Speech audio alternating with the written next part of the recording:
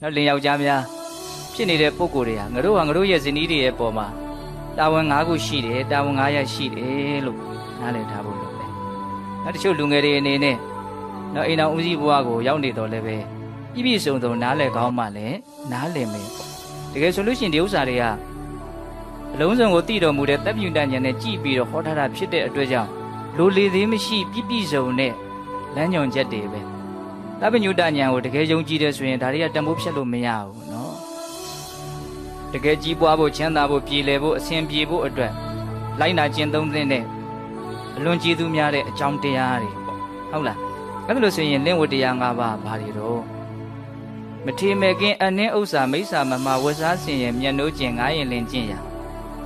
ဝိနည်းဝဆသုတိခိတော်တုံးက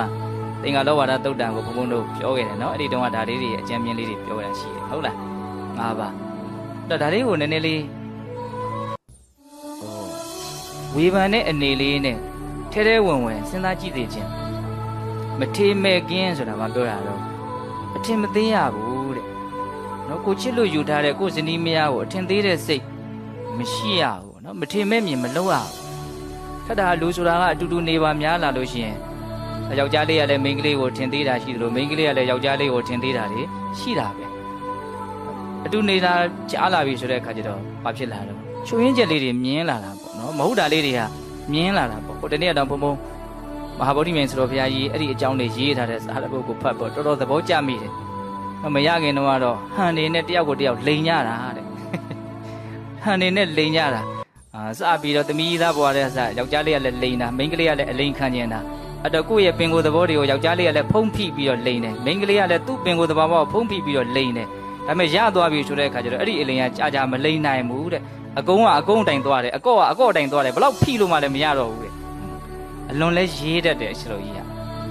ဟုတ်လားအဲ့တော့ပြောရင်ပါတော့အနည်းကြာလာတဲ့အခါကျတော့ကျွင်းချက်ဆိုတာပုထုဇဉ်လူသားတွေရှိတာပေါ့ရှိတဲ့အခါကျတော့ဘာဖြစ်တော့အထင်သေးပြီဆိုလို့ရှိရင်ဒါပြေလည်ဖို့မလွယ်တော့ဘူးဒီဥစ္စာကျင့်မှုမြတ်စွာဘုရားဒါကိုရှေ့တန်းကနေတင်ထားတာမထေမဲ့ကင်းမထေမဲ့မြင်မပြုနဲ့အထင်မသေးနဲ့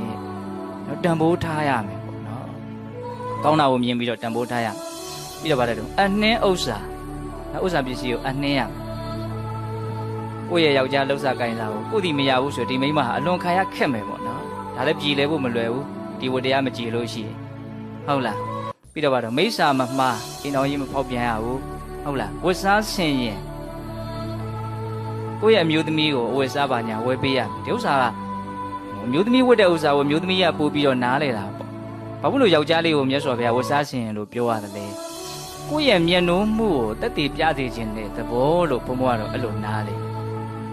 သူမဝယ်တဲ့လို့မဟုတ်နော်ကိုဝယ်ပေးတယ်ဆိုတဲ့ဥစ္စာကိုယ့်ရဲ့မေတ္တာကိုပြကိုယ့်ရဲ့စေတနာကိုပြနော်ကိုယ့်မျက်နှာမှုကိုပြနောက်၅ခုမြောက်ကြတော့ဘာလို့မျက်နှိုးကျင်တဲ့မျက်နှိုးကျင်နာနာရှိရမယ်